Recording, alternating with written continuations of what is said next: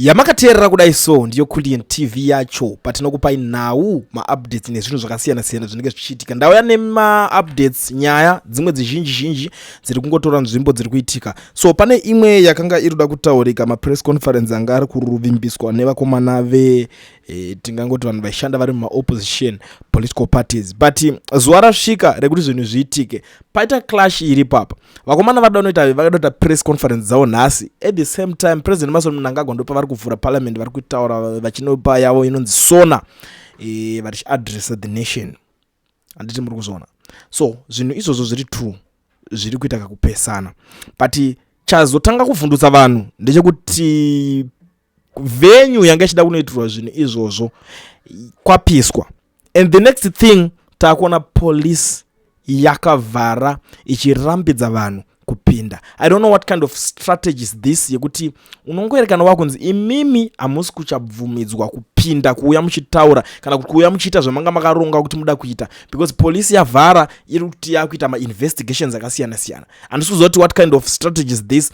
At the same time, the home of Gilbert Bwede, a member of the Constitutional Defense Forum, was burned down in the early hours of this morning in Highfield by yet unidentified thugs. The attack took place around 1:30 p.m. This incident follows the burning of a seminar room at SEPS Trust, which was meant to host a press conference today by a civil society group opposed to President Emmerson Mnangagwa's term extension. Both attacks occurring in the early hours of the morning point to a coordinated campaign of intimidation against voices resisting the 2030 agenda. Ndomamirira kaita zvinhu zvedu, ndomamirira kaita nyaya dzacho. Kwakanga kuruda kuinoitirwa nyaya yesemina yacho yatingaenda nchitaura kuti press conference kwapiswa kumba kwe one of the members kwapiswa. I don't know signal here ichi handisi kuziva kuti chii chiri kunyatsotora nzvimbo pazvinhu zvese izvozvo zviri kunyanyisa kutemesa musoro. To be very honest with you, nyaya dzacho dzakutyisa. Kuona zvakusvika pakupisirana dzimba, handidi kuona any politician anotolerata that nonsense. And tiri kutaura kuti vanhu vakaita vanenge vari mupower vacho, they have to address my issues kuti this nonsense zvinofanira kupera. Kune vanhu vachiri nepfungwa dzekuda kudzoka, vanofungidzira kuti kunzi vari kusapota president wavo kana kuti vari kuita sei kushanda vachiitira vamwe vanhu utsinyi. Kuna vamwe vanhu vaishanda panguva yana Mugabe vakabuda mupower, vakabuda mustaira nenyaya yenhamo. Vamwe vacho vakuda kuti vachidzoka mustaira futi vachitaura kuti no, tauda kusimbisa president aripo iye. After Mugabe abva vakambondorwa nenzara vakaona kuti yo ma-politicians vanoshandisa vanhu for real, and for sure vanhu vakashandiswa vakashandisika. Saka ndo paane situation izvezvi, ndo paane mashoko atiri kukupai apa kuti paipa zvasvika pakupisirana dzimba. That's the situation. Handizivi kuti munhu brain dzake dzinofila sei achiona mumba yemwe munhu ichibvira iye otoenda zvake achitofara kuti tapisa imba yemunhu. Zuro nezuro ndakaona vamwe futi pana vamwe vari kuita kamwe ka-organization kavo kechinherera vachitaura kuti zvoni amene mumwe munhu angane kaklipi papa vachitaurwa chinzi uyu munhu handi tinongomutora tichangomusa mubhutire mota tobva taenda tonomusira kuBedbridge, tomuzvambaradza zvakaomarara, tomutorera mafoni tongomusiya muchisango chekubedbridge, achazoonawo plan kubva ikoko ega. Takazvitarisa tikaongorora tikaona tikati it's okay, zviriko zvinoitika. Handiti now pane imwe nyaya futi on the other side, the issue of Malcolm Masarira, popularly known as Comrade Traore. Nyaya yake koti iri kunzi yapostponedwa, boza angafana ngapinda mukoti iri kunzi yapostponedwa zvekare. Mawo veteran mamwe akasungwa ana baba Mapengo Mapango ana Honorable Chagwiza, the likes of ana timu racho rakawanda. Nyaya yavo futi yangotsikwa futi vakomana vadzoserwa kuribandi vese hapana ma-results ari positive abuda ikoko. But on the issue of Malcolm Masarira vakutanga kuchinja ma-goalpost, because nyaya yakabuda ma-secrets achinzi akatengeswa neshamwari yake because of $10,000. Now vakuda kutry kuita cover up, and I don't know who is posting such nonsense in Traore's updates WhatsApp channel.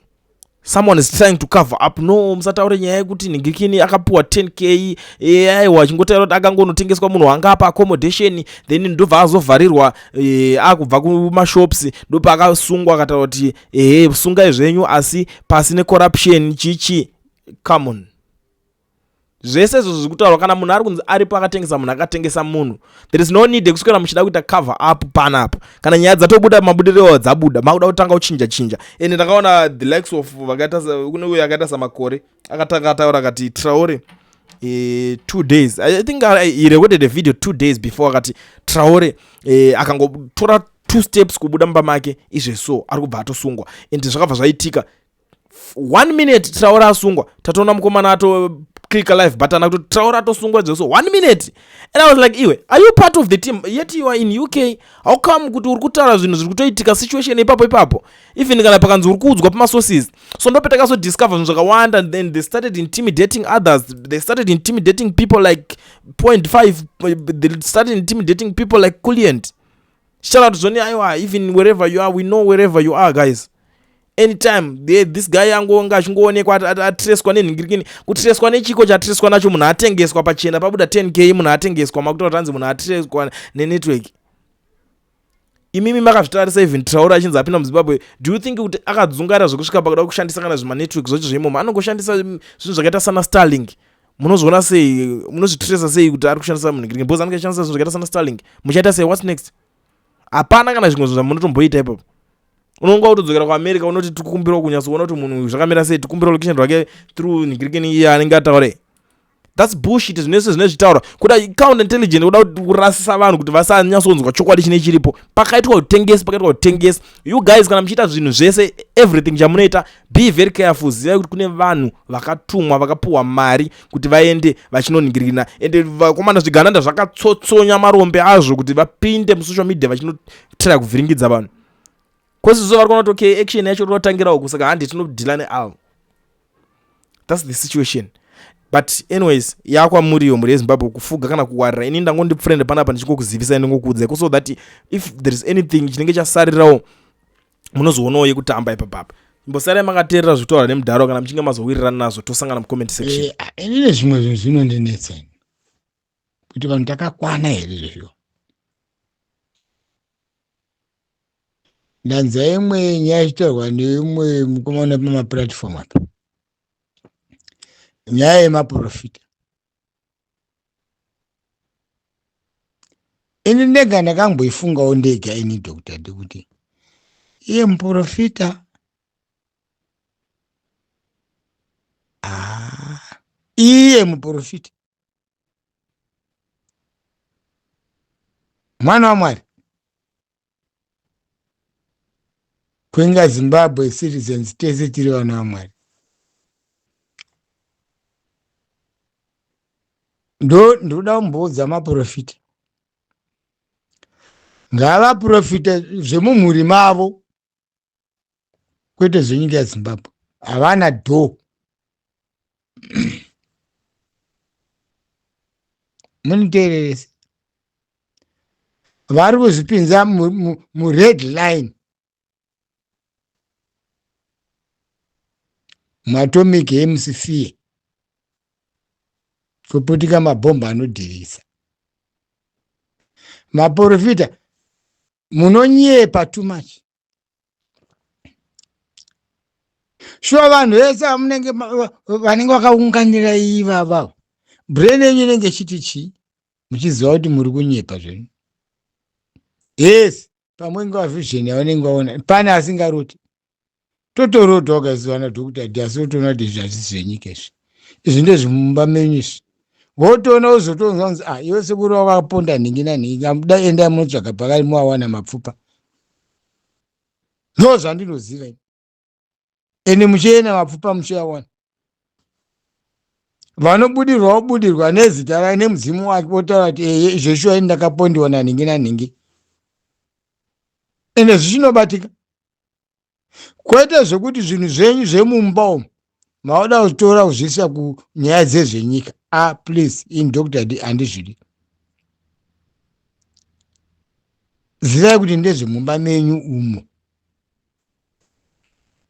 Oda kuzviti muprofita pamwe oda uite ng'anga yemurudzi menyu mumu, kwete rudzi rwemacitizen eZimbabwe.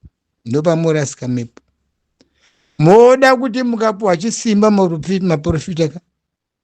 Moda kuita kumwaya. Izvo inenge iri secret yerudzi rwenyu. maakushamba zvekuchitanga kunyepera nyika yese.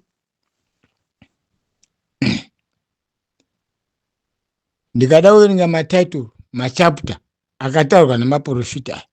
Maprofita acho izvozvo handitombozivi kuti mangani. Mamwe ari kutodzizira so.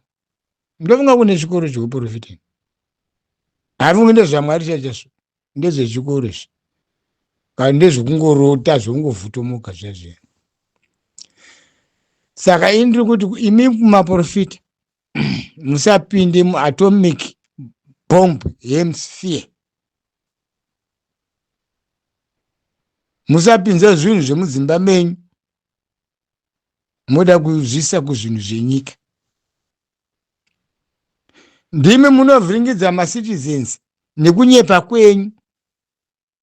Chakati haya musi wakati gore renhu hariperi. Ene makangwara stereki.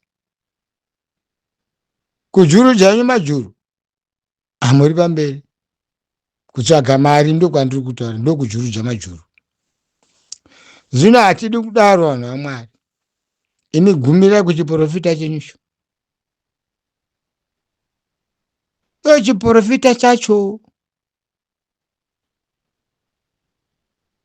indoda kuti mumboungana maprofita mumboprofitana tione.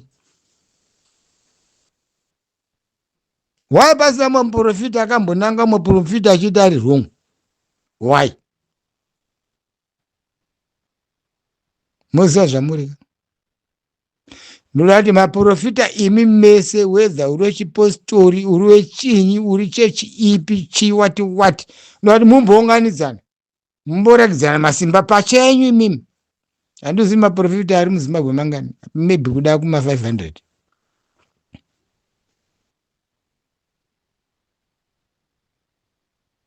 N'anga sometimes inenge better. Svikiro pamu sometimes inenge better. Hauchanzwisisi. Ndarama yakaipa varume. Mari. Goridhe. Iye Mwari akatiparira. Hapasina kutrasta. Ukaona mukuru wenyika achienda kudzin'anga nekumaprofita ikoko.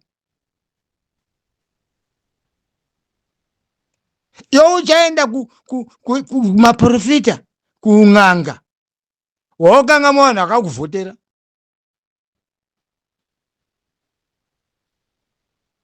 Wautedzera munhu wani profita. Inga muprofita inga wang'anga. Kwa vakakuvhotera kana vakakutsigira hakozi munyika medu muka hapana mumboitwa mavhoti apa. Kwenga vanowina vanongowina wani. Uchingodliwa. Ndozvakonzera kuti imaprofita muchiwana mari papo. Ukaona mukuru wenyika kuti n'anga yangu ndinhingi n'anga. Oh. Mwari ndiyo rutesi. Sindiri kutaura imi maprofita. Kana warota, waziva sei kuti warota zvomba mako? Kutoza iwe. Bhaibheri unaro, uri kusiya zvebhaibheri. Mutemo webhaibheri usati usauraya usaba. Usati uhombo. Wakuti nezvekuti zvekutungamirira kwenyika kuti nhingi imi mundipengere. Imaprofita ndimamwe monditisa soba futi. Nchuda zvokudhakwa. Uprofita hwenyu hukaho ngaugumire mumba menyu ende mudzinza renyu, kwete kuvana vambuya nehanda, vazukuru vambuya nehanda. Ndozviramba. Imimo vanhu mumuri kuenda kumaprofita uko. Ndimwari here muprofita wamuri kuenda kunopfugamiswa apa? Mangwana makuzoti ndakazobatwa namuprofita. Chisho. Ndimi maenda mega. Munhu wenyama semusho. Muvungasana Dr. ati hatiroti. Vamwe vese muvunga vazere muZimbabwe mavaroti mini. Vamandorota dzinotokosha kudarika izvi. vamwe dzotosimudzira nyika kwete zvamurunditirazvo. Zimbabwe yase yedzinza ndeyerudzi handiti mukanga muprofita mukuru akakufira iwe vana mbuya nehandana nakachaminu kana nakaguvi makunanga ndomowo munhu zvake arutoita mapurani kuti nhasi ndoita sei vanhu takangwarisa mapurani ekutsvaga mari ndikuya musangopa zvipo zvemahara iye unopirwa zvipo kana uriwo kuponesa kachechi iponeseka zvipo ndezvei uya kuchechi wotaurira vanhu monamata vanhu woenda kubasa kana kusina basa racho enda unosakurawo kumapuraziwo zvoita munhu wese kwete kuda kunotera pavanhu ndaneta nemimaprofita ndimuri kutovharizira zvinhu zvakawanda imimi maprofita imi nhaidzo ng'anga dzacho idzodzo kaiziva kuti une simba rese hoyo kazimbabwe yese iri kungochemaka wadini kudinhura pari gesi riri kubata munhu wese zimbabwe kuti atsve nzara ndio gesi randiri kutaura handio riri kutipisa imi munditsvagire mari zvakanaka ine handi kuzvinzwazvo gumira ikoko kuzviprofita kwenyu kwete kuuya mumakabhineti kuda kubatana nehurumende no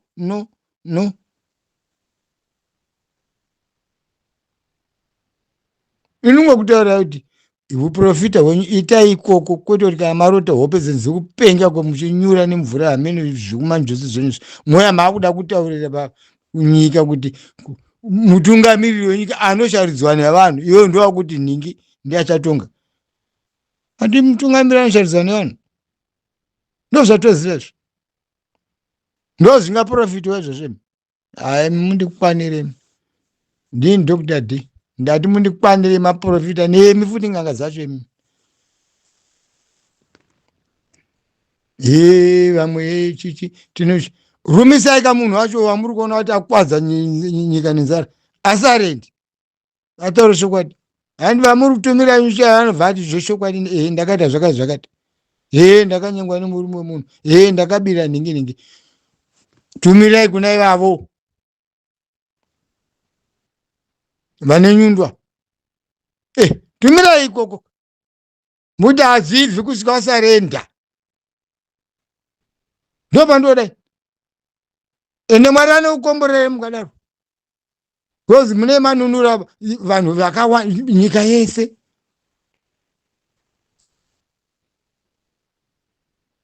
kwete kunorumisa kamwana kadoko nenyuchi kuitwa churu chenyuchi asi munhu ari kukanganisa nyika yese aripo mutumirei nyuchi dzacho imi